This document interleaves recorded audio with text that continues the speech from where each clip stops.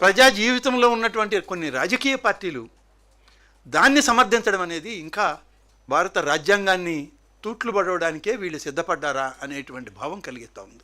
అనేక రకాలుగా మనం చూసినట్లయితే ప్రజా వేదికలను ఉపయోగించి మత విద్వేషాన్ని రెచ్చగొట్టే విధంగా ఒక వర్గాన్ని మరొక వర్గంపై ప్రేరేపించే విధంగా వ్యాఖ్యలు చేయడం అనేటువంటిది మన ప్రజాస్వామ్య విలువలకి ఇది గొడ్డలి పెట్టు లాంటిది.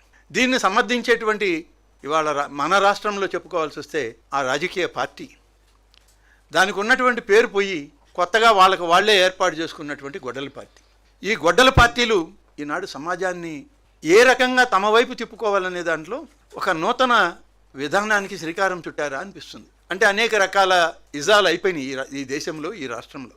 కమ్యూనిజం అని, నక్సలిజం అని అనేక రకాలుగా ఆనాడు ఉన్నటువంటి ఆ పరిస్థితుల ప్రభావంతో కొన్ని ఆనాడు పోరాటాలు వచ్చినాయే తప్ప మతాల పేరుతో ఈ దేశంలో ఉన్నటువంటి కులాల పేరుతో ఆనాడు కొత్తగా పోరాటాలు రాలేదు, పోరాటాలు జరగలేదు. కానీ దుర్మార్గంగా ఇన్ని దశాబ్దాల స్వతంత్రం తర్వాత భారతదేశంలో రాజ్యాంగం ఏర్పడిన తర్వాత ఈరోజు కొత్తగా మత విద్వేషాలకి పూనుకుంటున్నారంటే తప్పనిసరిగా దీన్ని ప్రతి ఒక్కరం ఖండించాల్సిన అవసరం ఉంది.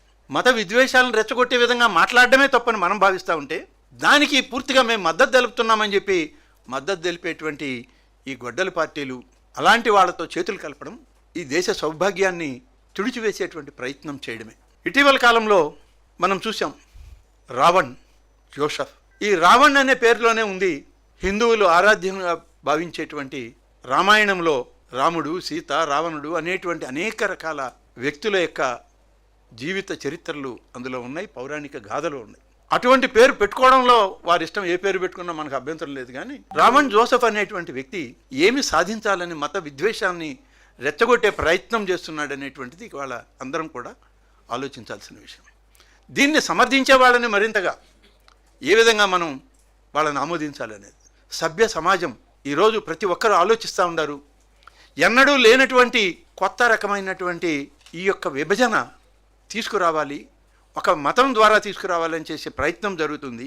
మత విద్వేషాలకు దీన్ని రూపకల్పన చేస్తున్నారు అని తెలిసినప్పుడు దీన్ని ప్రతి ఒక్కరం ఖండించాల్సిన అవసరం ఉంది. హిందువుల యొక్క మనోభావాలు దెబ్బతీయడానికి మఠాధిపతులు, పీఠాధిపతులు, పూజారులు హిందూ ధర్మ విశ్వాసాలని ఎప్పటికప్పుడు ప్రజాస్వామ్య వ్యవస్థలో ప్రజలకి దగ్గరగా చేరువ చేయాలనేటువంటి అనేక సంస్థలు, స్వచ్ఛంద సంస్థలు ఇవాళ వాటిని విమర్శించే స్థాయికి దిగజారారు అని అంటే ఎవరిచ్చారు మీకు ఈ హక్కు?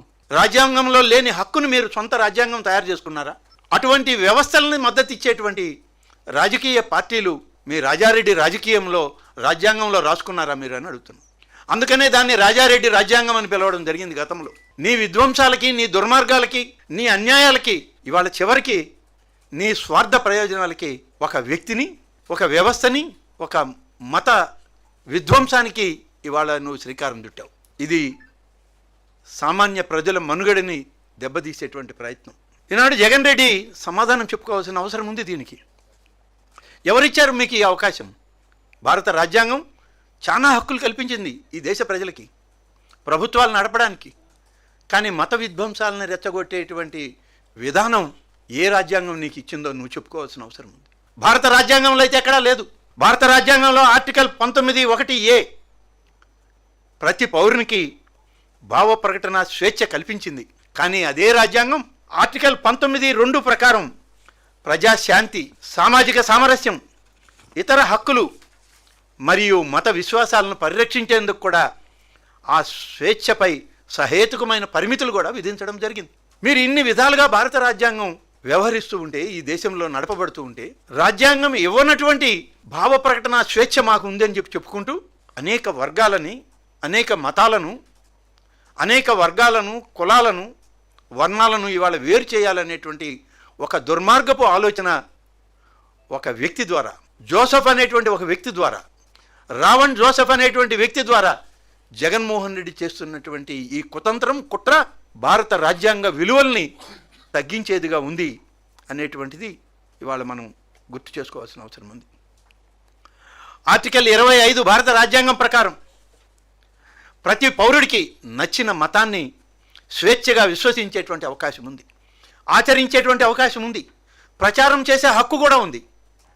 పరిమితులు దాటి మత విద్వేషాన్ని రెచ్చగొట్టేటువంటి అవకాశం ఏ విధానంలో కూడా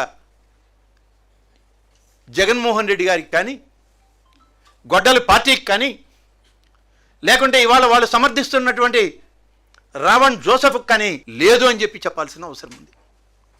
ఏ స్వేచ్ఛ ఇచ్చింది, ఏ రాజ్యాంగం ఇచ్చింది, ఏ చట్టం ఇచ్చింది మీకు మతాలని అగౌరవపరచమని?